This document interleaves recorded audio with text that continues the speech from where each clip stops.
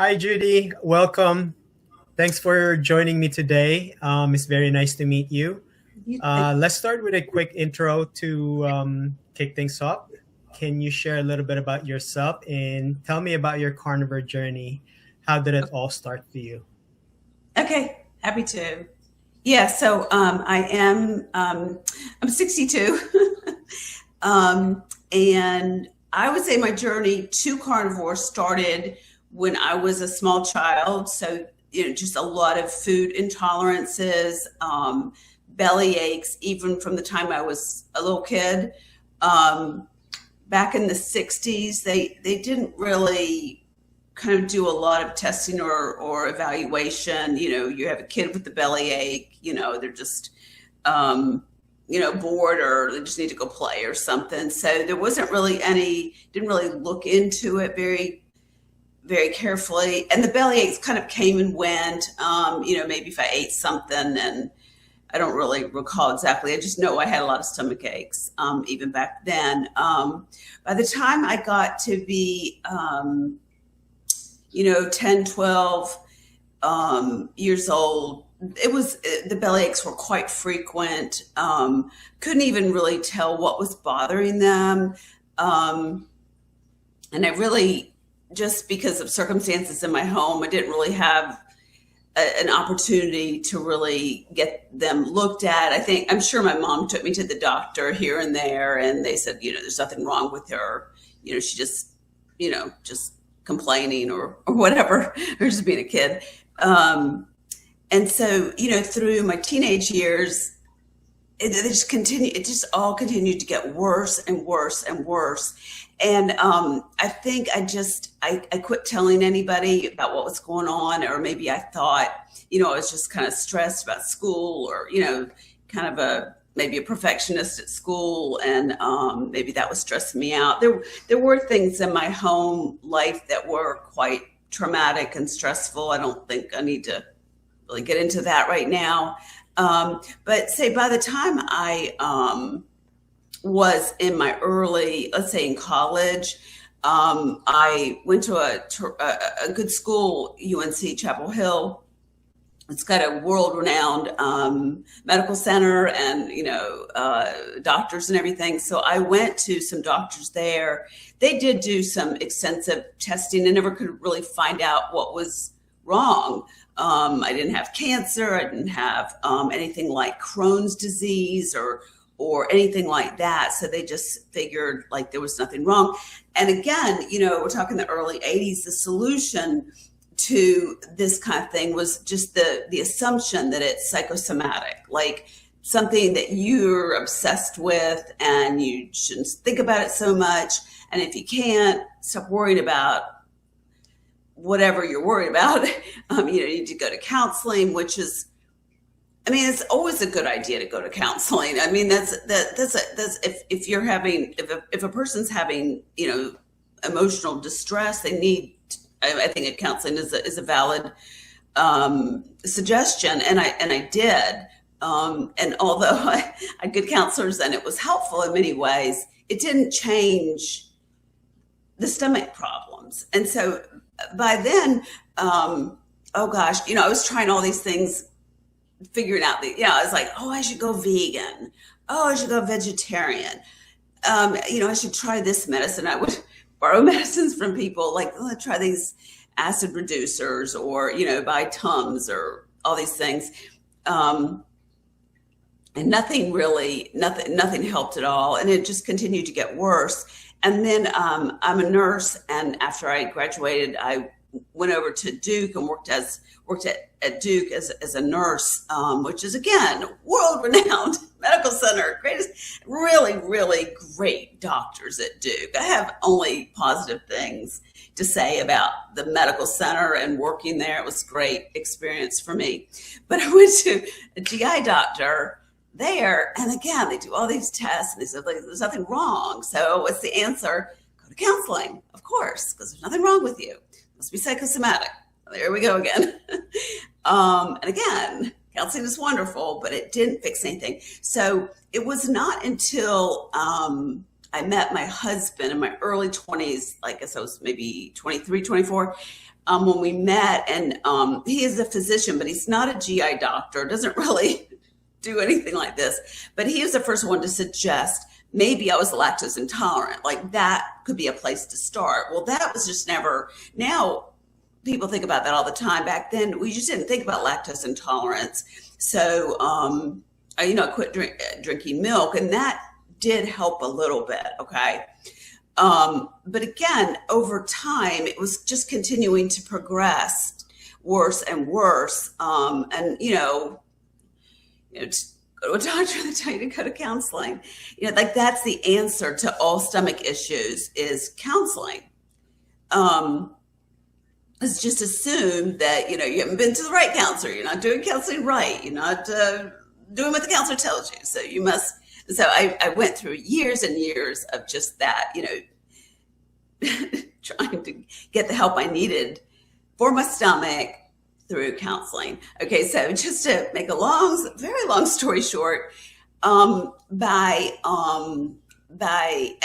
tried many things like FODMAP diet, which did help a little bit, specific carbohydrate diet, which again kind of helped a little bit, right?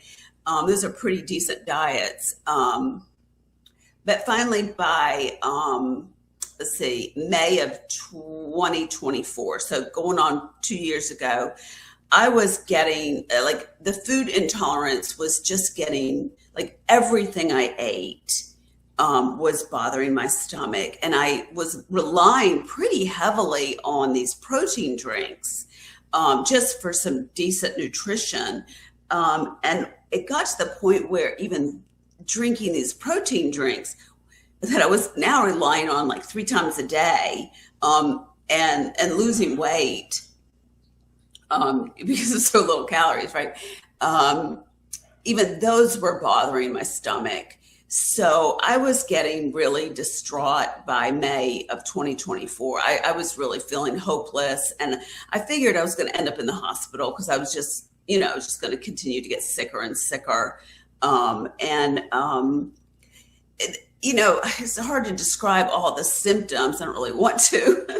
Some of them are not very pleasant, but it was just like complete sickness from, like gastric reflux all the way down to, problems with elimination and gastroparesis, which is like your stomach empties slowly. So you feel full all the time, just multiple symptoms.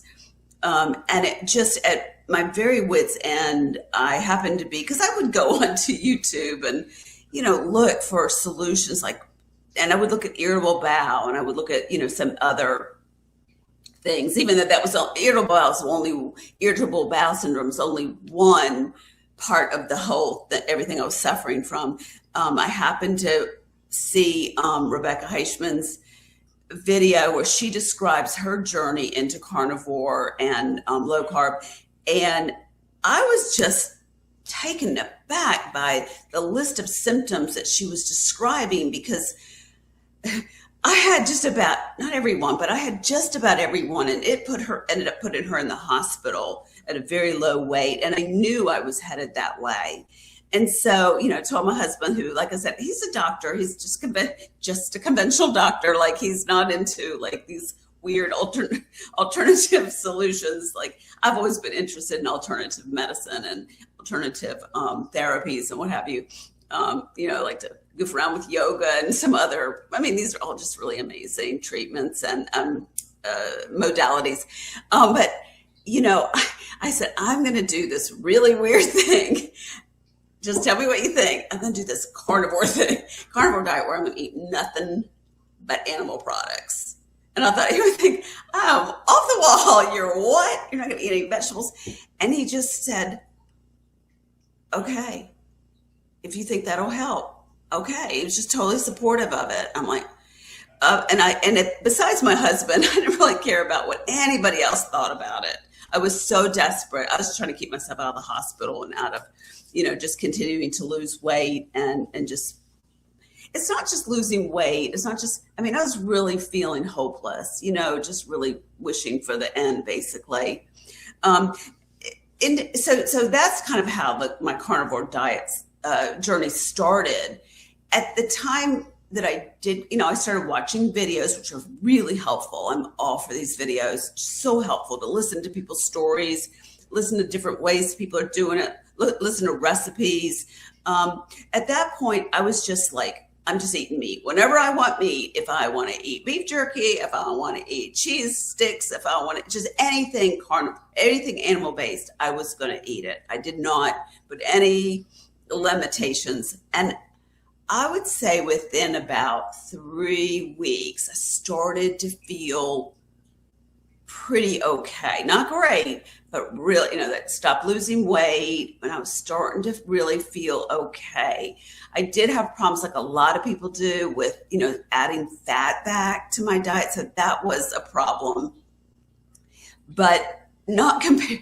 I mean, people have trouble, right, with adding fat, especially because I was not eating, because I thought fat was a problem. I thought meat was a problem. And so as my diet was changing, I did experience some kind of distress there, but nothing compared to, a little diarrhea is nothing compared to like complete food intolerance and just not even being able to function. I was just at my wit's end. So, yeah, I mean, that's how it all started. And from there, I started to just learn more and tweak it a little bit. I ended up getting a coach who was really helpful.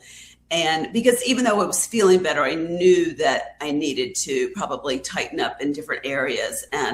But it was, wasn't sure, like, do I need more fat, more meat, more protein, whatever. So, that has been like the ongoing journey of carnivore. Yeah. I think that's pretty awesome, Judi. I feel like your case since childhood is very it's very hard to be in, because you're experiencing this since childhood. All the digestive issue, the gut, the GI issues. Yeah, I feel like it's just very complicated, and you've been to all the world-renowned medical professionals, but they keep telling you to just see, to seek counseling. I mean, and you just kept on going, and then you finally arrived at Carnivore. I feel like that's really amazing. I'm just curious, because I think you said it's kind of complicated, like explaining all the symptoms. What were some of the symptoms you were experiencing, like throughout, this many years? So maybe you can name me a few. Yeah, like I'm a nurse. Nothing bothers me. There's no such thing as too much information, but I know not everybody's like that. Well, if my belly would distend so big that I literally couldn't lean over because there was so much air and bloating and inflammation in my gut. I mean, I'm a pretty small person, even now that I'm getting well, but regardless, I looked basically like I was expecting a baby, like any day. Like I literally couldn't put shoes on. And so the only thing I could do, and it was extremely uncomfortable, like the gas pain. If anybody's had gas pain, it's very sharp and it's very uncomfortable. And it would shoot up into my shoulder muscles, and it would shoot into my back, it would shoot down my legs. And basically I would just lay on the couch for 4 or 5 hours per day, just watching TV and with a heat pad on my belly. It was just that bad. Other things like, of course, diarrhea and constipation, the gas, but then also because there was so much pressure down there, it would kind of push up into my diaphragm where I couldn't breathe very well because there was so much bloating. And like I said, I'm pretty little, so it would bloat like all the way under my diaphragm. So I literally could not take deep breaths. I could take just real shallow breaths, kind of like if you I've had 2 children, so I know what it's like to be 9 months pregnant. You can't breathe very well. You just, thankfully, that doesn't last long. So, and then something called brachywash, which is when you lean over and anything in your belly comes up. So it's like you lean over and, just the pressure from your belly causes like water or whatever's in your belly, dinner, whatever, to come up. Kind of feel like you're about to throw up. well, you're throwing up, but you don't throw up all the way. And then there was very bad nausea, a lot, and very, very bad nausea. And then because I was so uncomfortable, I couldn't sleep. So it just affected me.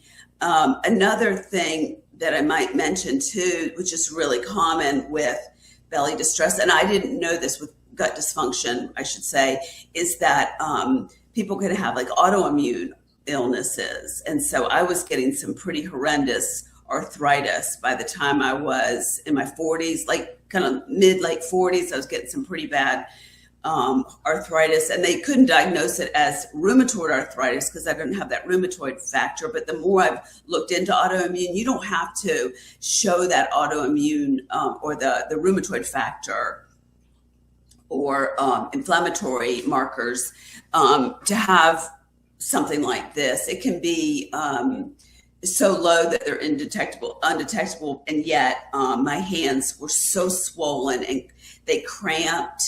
And sometimes, like, I would be driving, and my hands would start to cramp, so I couldn't hold the steering wheel. My toes would start to cramp.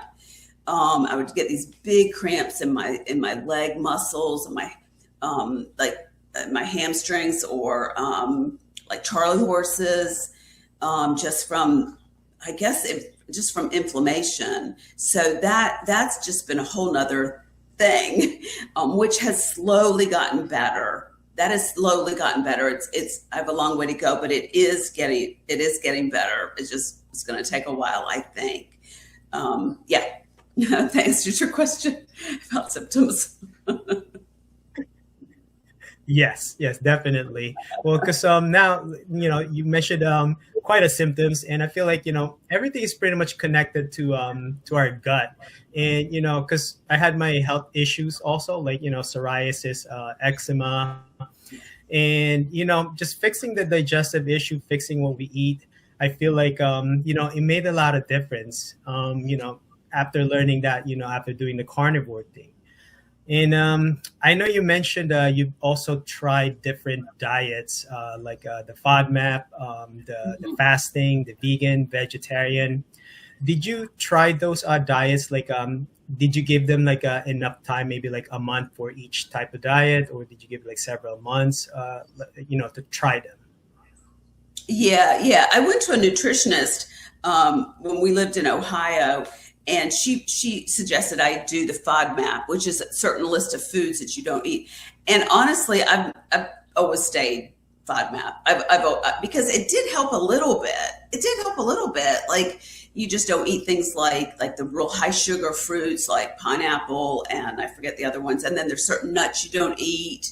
And then like certain vegetables like broccoli and cauliflower you don't eat. There's a whole list of so I've pretty much stayed on that because it did help a tiny bit. And then when I would say, well, let me just try some broccoli, it was a disaster. So I've stayed pretty much. It's just the progressiveness of the illness has just gone faster than what I could eliminate. And so also another one that I did that seemed promising was specific carbohydrate diet, which can be, I think they're using it like for Crohn's for children at certain medical centers. It's very promising for kids with Crohn's or those inflammatory bowel diseases. So again, like I pretty much stayed like not eating those things, like there's certain nuts that you don't eat. I'm trying to think. Sugar you don't eat. I can't remember them all, but I've kind of stayed. Like it seemed to help. Like it really, really seemed promising for about a month. And then for whatever reason, because it was just progressing. It's not like a condition that was like, oh yes, I've been sick since I was 5. No, I've been sick and it's gotten worse and worse and worse. So yes, these things. Now I'll tell you, vegan was a disaster. It was a disaster.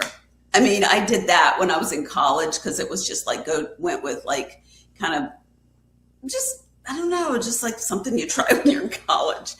And it was a disaster. Awful. I think I lasted I don't know, maybe 4 or 5 months. I was like, this is not for me. I mean, and even, yeah, I mean, I don't, me and beans and lentils and stuff like that, kidney beans, oh, forget it. Just forget it. Soy, oh my gosh, I don't go near soy. I don't even talk to tofu and soy and all that stuff is a disaster on your gut.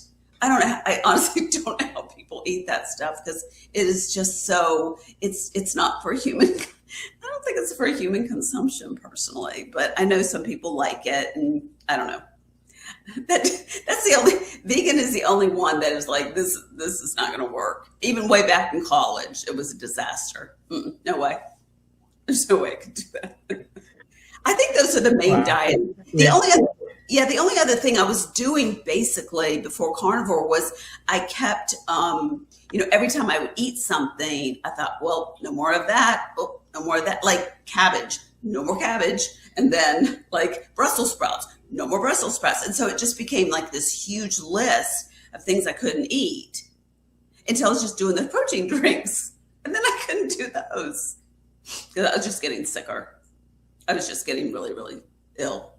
Yeah. It's a disaster. I mean, I can't believe you lasted 4 to 5 months, doing the vegan diet. I mean, I can't even picture myself eating lettuce, for maybe a day in a corner. But I mean, I'm glad you tried it, and then you've tried multiple different diets, and you finally landed on carnivore, which is the best thing. I mean, you mentioned you on your third week, pretty much like things are improving. Started feeling better. Started feeling better. Yeah. Did you ever had a doubt like during those 3 weeks, like, oh, because I'm testing this out, I want to see the result in the end of this experiment. Did you ever had any doubt that it might not click, it might not work? Well, I mean, this is a tricky part, and I wonder if other people experience this. Like I got so much better so fast that I would say like within a month or so, I really thought like, this is it.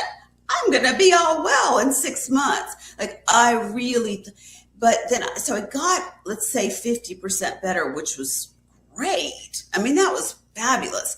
And but then I just was like kind of stalled at like, well, I've gotten way better, but I don't seem to be getting any more better. And that's when I got a coach who helped me start tweaking things. Like there's just certain foods like the beef jerky at the checkout aisle is like, it's better than cookies. But I started looking at ingredients. And so she helped me like, let's look at ingredients. Like these still have carbs. These still have a lot of things that you may not be able to tolerate. So that's when I just started going on. And plus I was snacking a lot, which is not very good for my body. Just like whenever I wanted something, it was like, you want meat? Go get meat. So just started tweaking it along with the help of the coach. And just getting more carnivore, more.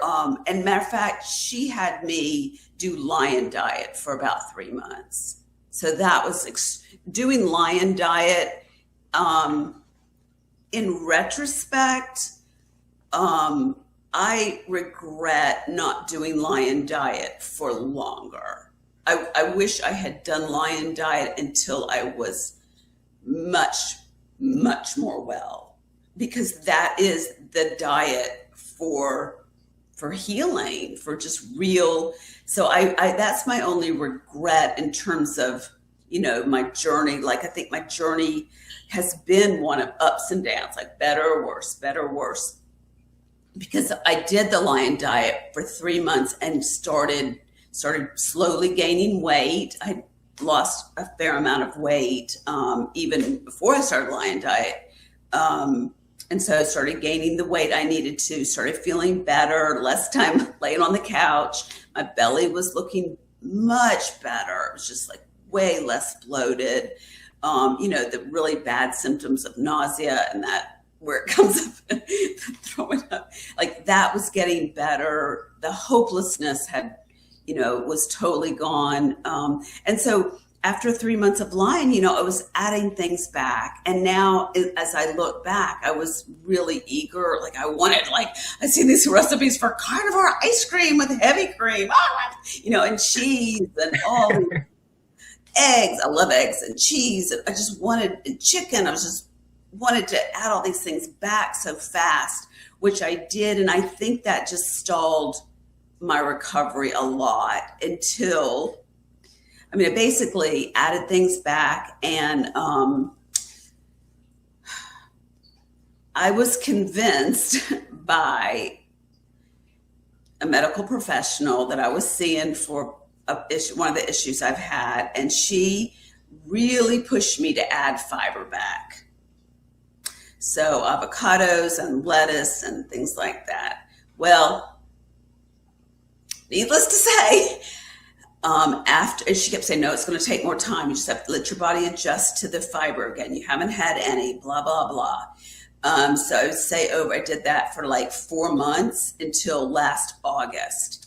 I was so sick by August. Now, it wasn't like before I went carnivore. It was not like that. But I was progressively getting sick again, where my belly was bloating. I was feeling sick, nauseous, acid.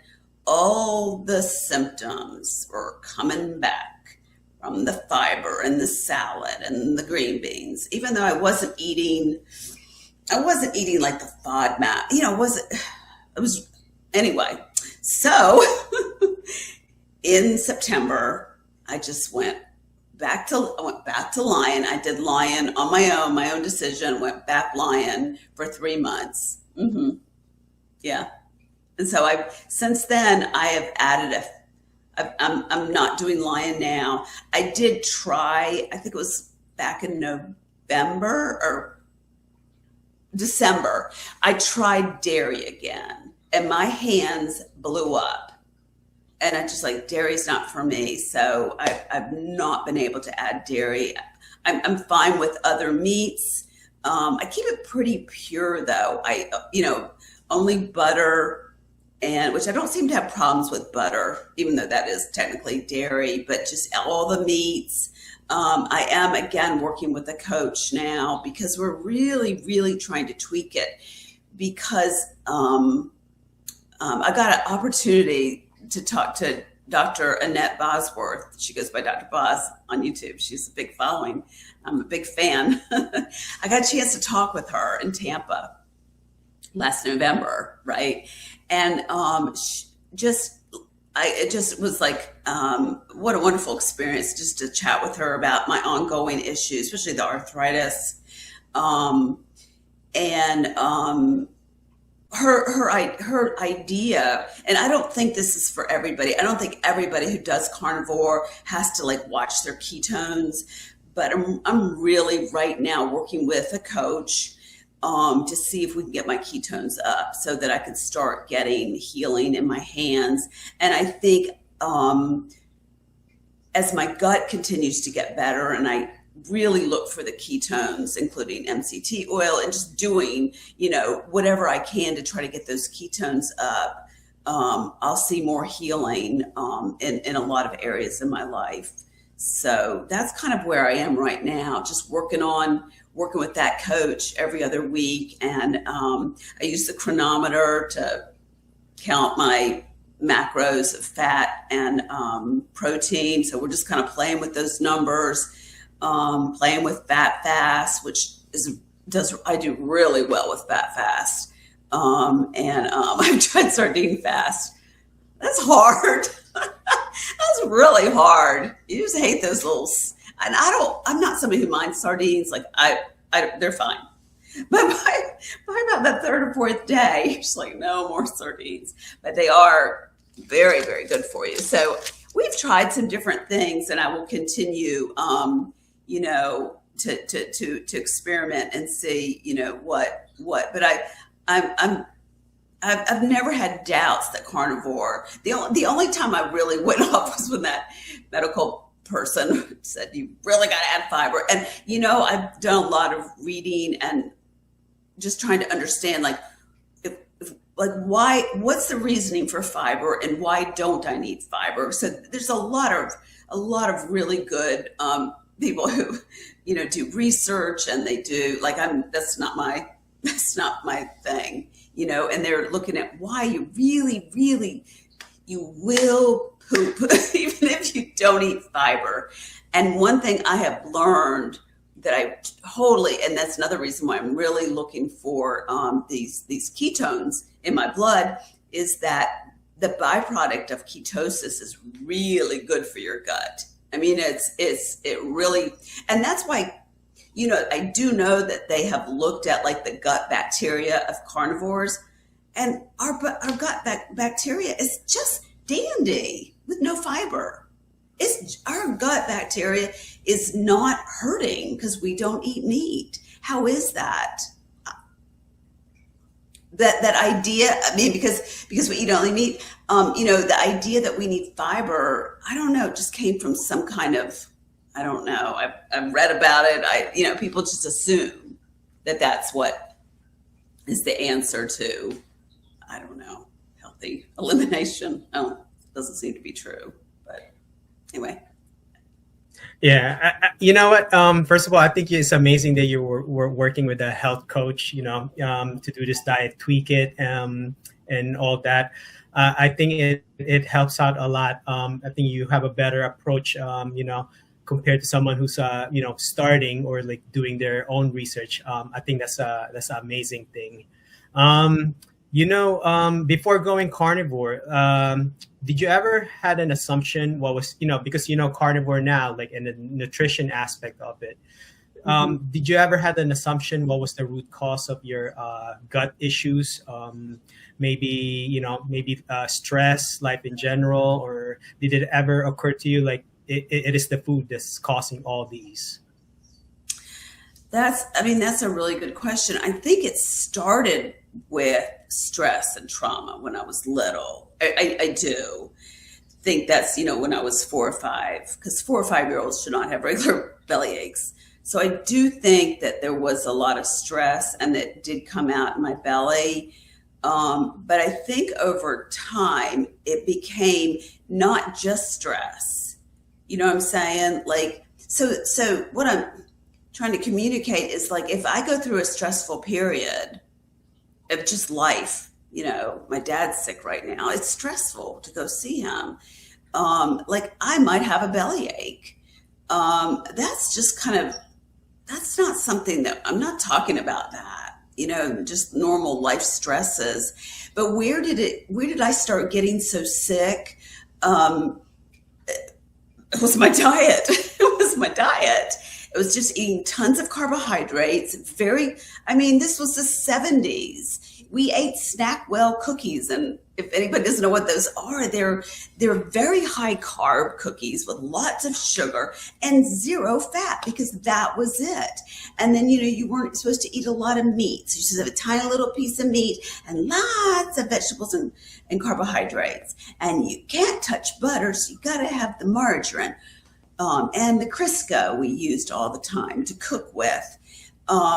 And you can't eat the skin off the chicken. So it's very low-fat diets are a disaster for a young woman who needs their hormones and needs, some meat on their body. Low-fat is a disaster. This will make a young woman sick, constipated, terrible periods, terrible headaches, terrible irritability, terrible skin, which I had all of because this medical advice that everybody's supposed to be low fat. And I'm really happy that this is shifting. I see it like in my dad and his wife, they're still of that. Oh, I can't eat that. It's got fat in it. Oh, don't eat a ribeye. That's what I want from a ribeye. Oh, no. Eat, chicken with no skin. Take the skin off.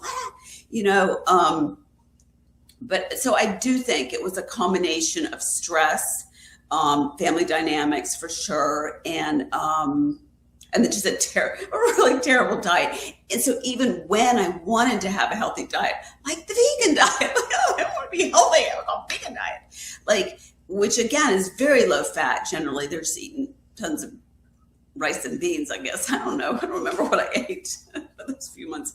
But yeah, I think the food that we eat is so destructive. And I think, we're seeing it in our population. And really, the world population is getting metabolically quite ill.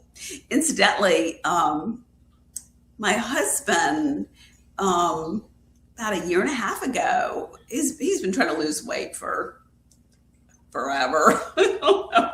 And finally I said, give me 2 months. Just give me 2 months. Let me tell you what to eat for 2 months. And if you lose my weight, I will never bring it up again. And he has lost about 20 pounds. He looks terrible. I'm so proud. It's just so terrific. And now he does not eat he eats a low carb diet. He eats meat and vegetables and cheese and eggs.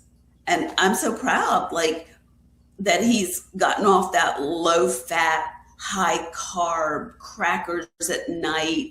Now that he's hungry at night, he doesn't eat crackers. He eats, I don't know, a piece of cheese or a little piece of meat or an egg or something. So it really works for everybody, even if it's just somebody like my husband who he just wanted to lose some weight just so he would feel better.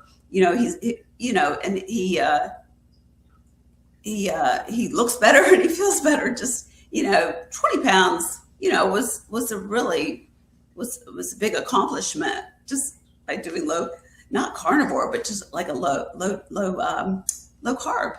Really helpful. And some people are just, that's going to be their journey, is low carb. And it's really good. Yeah. That's really awesome to hear. Yeah. So another before carnivore question, because I know you mentioned you like snacks in the past. What was your favorite food before carnivore? Oh, I love candy. I love candy. Candy of all sorts, and crackers and pretzels and potato chips, just all the junk food I would eat. Yeah. And too much of it. Yeah. And you know what? That's a reason. Well, because yeah, this tastes good. It's marketed to taste good. Yeah, sugar is really addicting. I feel like it's a serious addiction once you get into it, and it's very hard to get out. Yeah. I really find your situation, like, since childhood, very challenging. And also you mentioned, like, your dad is sick right now, so it's kind of tough to, like, visit him, in that condition. I feel like I can relate really well on that because my parents, my dad is also sick. I feel like, I know the cure that could help him, but it doesn't mean, like, they're gonna follow.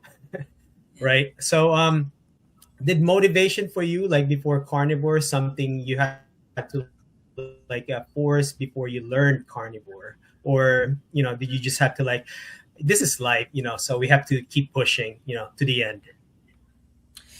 You mean before carnivore? Or since I've started carnivore, motivation?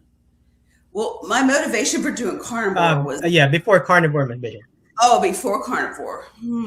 I don't know. I really just struggled. I feel like I just kind of hobbled along. And it wasn't always that way. But it was, and because, I'm 62. So just over time, it just got worse and worse. But I had no motivation before carnivore. It was just it was truly survival. I was just trying to survive. And there was many days I would call my husband and say, this is it. Take me to the hospital. I'm so sick. I'm in so much pain. And I can't eat. I can't drink. I can't even drink water. And then he would come home and, he he would treat me, like give me medications, and I would manage to get through. But it was really a lot of hobbling. I know that I would have, as far, and even up to before Carnivore, even up to like 6 months, I was still going to GI doctors saying, we got to do something. We got to do something. And the answer was therapy. Even before 6 months before I went to Carnivore, that was the answer, was therapy. I'm like, I've been to therapy. I love therapy. Therapy's great. It's helped me a lot. But my GI stuff is getting worse. If therapy was helping me, and the problem was that it was psychosomatic and I needed therapy, more therapy, then it wouldn't have, it just continued to get worse, as I think my body was getting sicker from just the food I was eating. And I was going to say, one big advantage of having a coach, even while I am quite devoted to Carnivore, it's my diet forever. But the great thing about having a coach is that it's easy to think, like, say, I'm going to try to change my macros to like 70-30 versus 80-20, fat and protein, or you should eat more protein or less protein. You watch a video, a YouTube video, you gotta eat more protein, you gotta eat more fat. I gotta eat less protein, more fat, less fat. You gotta throw a few carbs in there. So all that noise can make me think, I gotta change it. I gotta change it. I gotta change it. And with a coach, you're accountable to them because you're paying them and you want their help. And they say, okay, we're going to do this for 2 weeks. So just do this for 2 weeks. And if you watch a video that says you should do blah, blah, blah, blah, blah, start eating fast, blah, blah, like, no, like, we'll meet in 2 weeks. And then if we want to try something else, we'll do that. So that's helped me, and all that noise in my mind that says, do, change. Because I've done that over and over and over. And so it's not, my coach is really knowledgeable. She's amazing. Jenny Middich, shout out to her. She's an amazing person, just brilliant as far as I'm concerned. And it's not like I can't make the decisions that we're doing together. It's just that I need the accountability with her, saying, we're going to do this for 2 weeks. And so I can't be like, now I'm going to go like higher fat, lower fat, whatever. And so, coaches are great, because all those years, that's all I did was switch. I'm going to try this. I'm going to try this. I'm going to try this. Not this. Try this. How many medications I tried? I haven't even mentioned all the medications I tried over the years. All the, the therapeutics, like there's Reiki and yoga and a Traeger massage, and there's EMDR. All these things. I've done it all. I have done it all. Somatic treatments. I've done it all. And they're all good. Like, there's nothing wrong with any of them. But you can't do them all at once. And so a coach really keeps me like, we're doing this. And then if we want to try that, but we're going to give it enough time to see, because I want to rush, because I want to get better fast. But for me right now, where I am, it's a slower pace journey. But I'm doing really well. Maintaining my weight, feeling pretty good. I got a while to go. I still have, some pain and some pressure in my belly from some bloating, but this don't come. I'm not limited. I'm not laying on the couch every day. I can't remember last time I just laid on the couch because I was physically ill. Yeah. Forgot what the question was. No, that's really awesome to hear. With health coach Jenny. Awesome. How long have you been carnivore? I started in May of 24, so close to 2 years.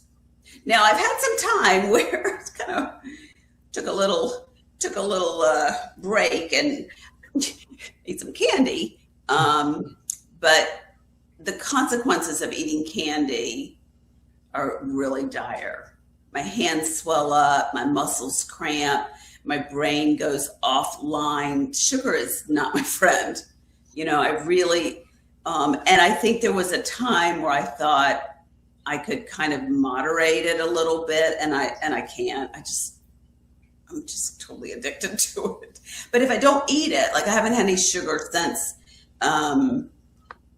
early September, and I'm not saying I don't miss it at all. I would maybe like some, but I'm not. And I make sure, I really make sure I love what I eat. Okay, like I really make sure I love ribeyes.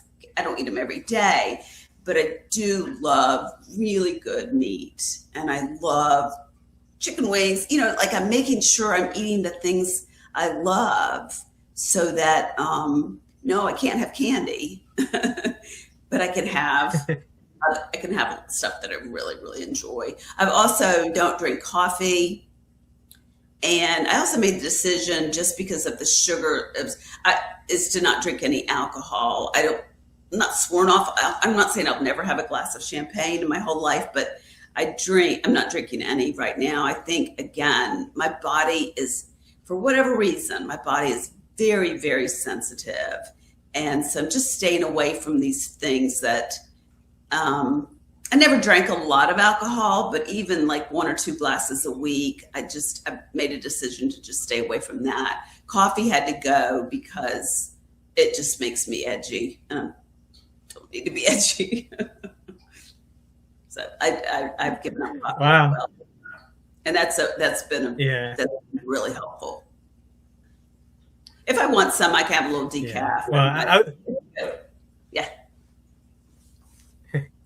Yeah, no, I was just gonna say, because I also started my carnivore journey on May 2024, May 1st actually. So it's easier for me to put a pinpoint. I was like, okay, we have the same. So we're almost 2 years to our anniversary. Yeah. Have you experienced oxalate dumping yet, or have you had any experience with that? I don't know. At one point, I thought maybe I was, and if I did, I'm not aware of it. Not that I could tell. Mm-mm.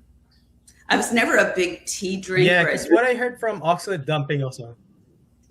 Yeah, I don't think. Yeah, because what I heard from oh, sorry.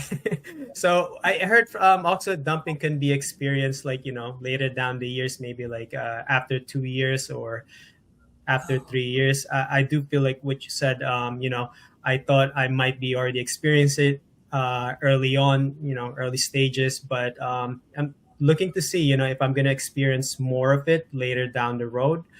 But it's something I'm looking forward to, just be aware of it. But I also wanted to ask, what does your typical day of eating look like for you now? Do you keep it pretty consistent, or do you switch things up? Well, working with a coach right now, we're doing fat fast days and regular days. So I always use a chronometer and try to stick pretty closely. On fat fast days, I'm keeping protein below 30 and trying to get that fat. And I don't worship at the altar of calories, but I know where I need to keep a general calorie range for me, for my size and age and activity level and all that. So, I like today was a fat fast day, and I think I have 28 grams of protein and about 200 of fat. I feel great.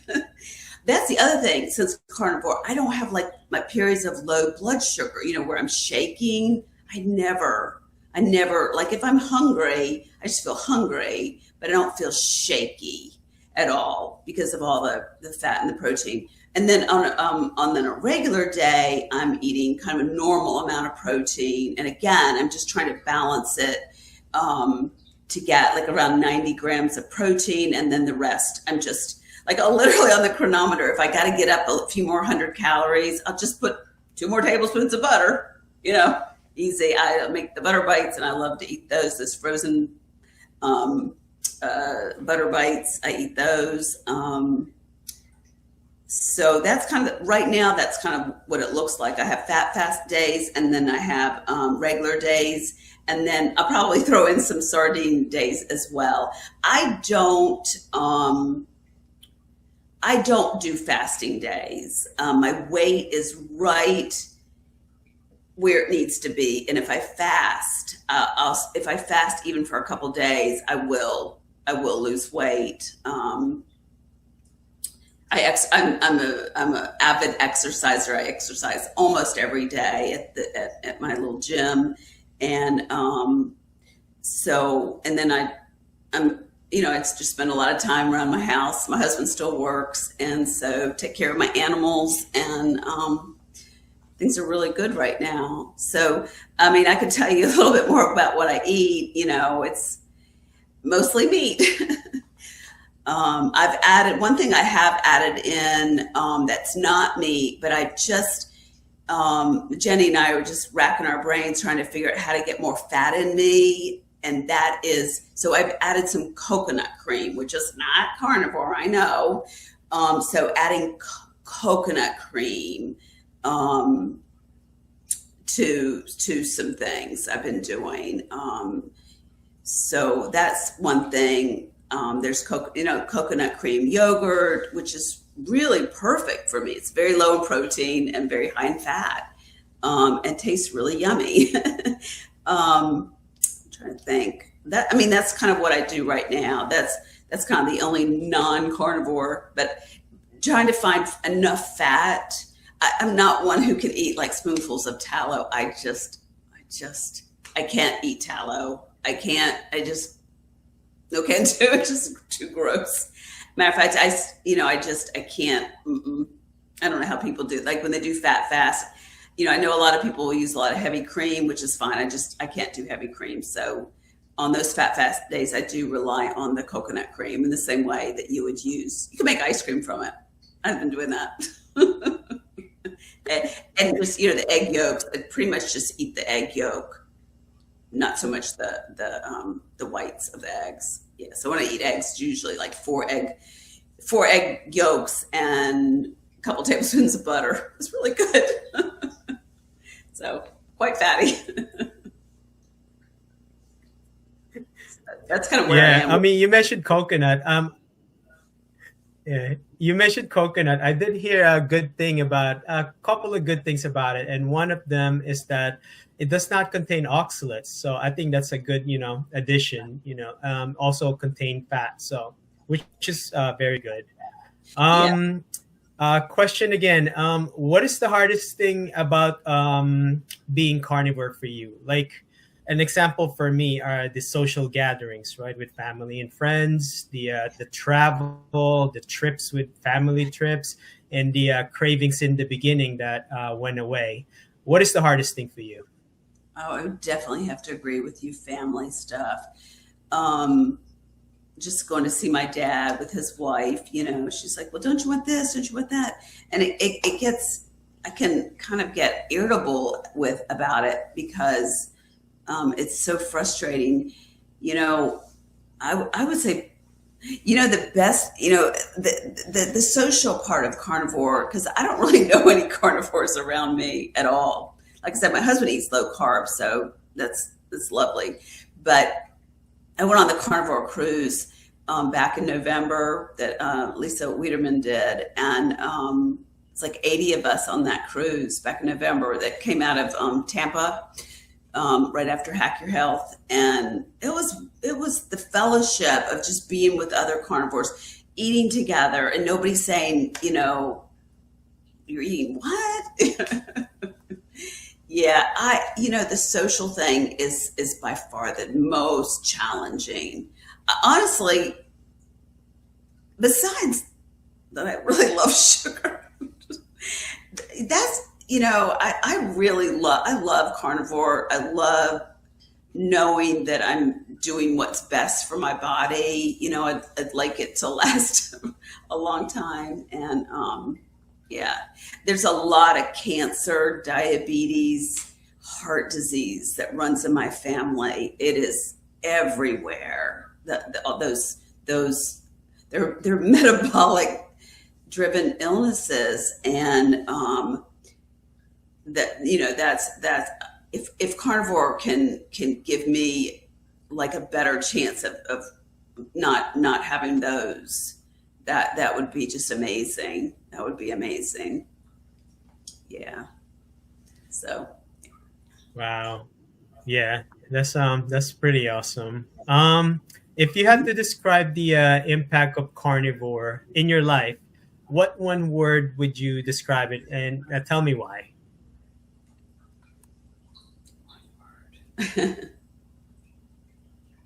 I would say hope. Hope in the future, because I was getting so hopeless. I really thought I had no future. I thought I was going to continue to get sick, end up in the hospital, and then die. I really thought that. And so I have hope that I'll continue to get well. I have hope that I'll be able to live really well into my 60s and 70s and 80s and maybe 90s. So I would, yeah. This kind of recovery, and it's like we're not using like dangerous medications. We're not using expensive doctors and modalities. We're just like not eating crap. We're just taking, and I think there's something about carnivore that you just start to think about other things like sleep and exercise and well-being and social interactions, and who do you want in your life? Where can you make your biggest impact on helping others? How can I live well in my marriage? There's so much hope in just getting well, and there's the opportunity to help other people just with our knowledge. I mean, a lot of people aren't going to want it, but that's okay. We can still offer, our what we've done that's helped so much and helps a lot of people. There's a lot of carnivores. There are a lot. YouTube is just on fire with carnivore and ketovore, and recipes and interviews. It's just fabulous. This is just the world. I think the world is slowly shifting to something saner, more. Yeah, I fully agree. I think hope is the right fit word, because that's pretty much like my whole story also in one word. I feel like I've given up, with just gonna be reliant to the prescribed medication, steroids. I think hope completely describes it. Judi, if you can give an advice to someone just starting carnivore, but let's say they have a similar issue such as yours, like the gut issues. They experience it for years, but they're super skeptical that they're gonna get a heart attack or some other health issue. What would you tell them? Yeah, I would say, first of all, like, don't worry about being perfect carnivore. Like, don't worry about, you just do it. Make mistakes, learn from mistakes. As far as like those false health risks, it just takes time to learn. I mean, it's all over YouTube and podcasts that like does not cause, the number one cause of heart disease. Number one cause of heart disease is diabetes. I saw it as a nurse. The number one cause of heart disease is diabetes. It's not cholesterol or eating meat. But that takes time to learn and to shift our thinking. Doctors don't seem to serve. I mean, my cholesterol and everything is pretty high. My triglycerides are really fabulously low, crazy low, really, really healthy. But my cholesterol is really high. Nobody's bugged me about it. So maybe doctors are kind of shifting the understanding. But yeah, for a new person, just do it. I mean, you could wait till you get sicker and just get more desperate than you just do it regardless of what, who cares about the future when you just try to get through the week. I mean, I got to the point where I just didn't care. But then as I got better and because I don't know, partly because I'm a nurse, partly because I'm just curious. There's so much real information out there with, these doctors. They're just fabulous. Dr. Boz and I can't think of all their names right now, but I used to watch them all the time just to start to learn the truth about food and the truth about health. They're even showing that, with cancer, that chemotherapy and treatments go much, much, much better if we can correct the blood sugar. Much better chance of having successful. I'm a nurse. We used to bring them all kinds of junk while they're having chemotherapy. Really, it's horrible, horrible. I believe in conventional treatment and cancer treatment, but we can have adjunct modalities like a low carb diet that could be really helpful, no matter the health condition. I think we're learning. I think the future is bright as far as just learning more about how we really do get sick and how we can get well. And it's going to have to start with ditching the junk, the junk food. Oh. I think that's a great advice. What you mentioned, just pretty much just start. You don't want to go, become desperate later on. Then that's going to be more problem. I think that's an excellent advice. Judi, how do you see Carnivore in the next 5 to 10 years? Do you see it in the positive light or in a negative light? Meaning, negative light's going to be more censorship from the media, maybe the big pharma or meat prices going high. Positive side will be more people joining the carnivore community, more people healing. So they want to learn more about this. What are your thoughts? Yeah, I think they're both going to happen. I think whenever there's a shift, there's pushback. There's pushback from money, pharma, and big food. I think they have a lot of motivation to keep us eating Lay's potato chips. But believe me, there are a lot of people out there who are going to keep them in business. But it's exciting to watch like more YouTube channels, more coaches, more just opportunities like the Carnivore cruise. Who knew? These are growing because people are getting well. And then, we're not even talking about like all the people who have lost weight, who have been obese and sick in that way, who've been alcoholic and been sick in that way, or on a lot of drugs. I think with time, I see it in a very positive light. There will be pushback there, but then what will happen? But what happens with any kind of pushback is that another force will come in. Like you go to the store and the meat prices are high. Well, I order Butcher Box, which prices are they're still high, but they're much more reasonable. And I'm not, I don't have to, I like to support businesses like that. There's a lot of meat companies, and I just started ordering from a fish company as well. Because we do like to eat fish as, not just red meat, but so other forces come in. Local farmers are doing more where if I had a big family, I'd buy a cow, but it would take us 5 years to get through a cow. We're not young and we just don't eat that much. But I think there's so much potential I think ranchers will start being another solution. Like, you don't have to buy your food from the local Kroger or whatever. There are other ways. Farmers are.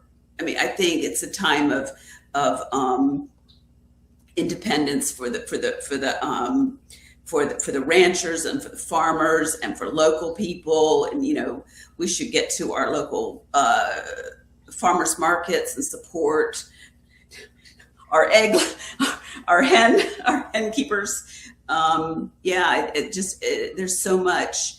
Yeah, there will be pushback. There's no doubt, because wherever there's, wherever there's change, there's going to be pushback. But the other forces will come in strong. I think we'll see more and more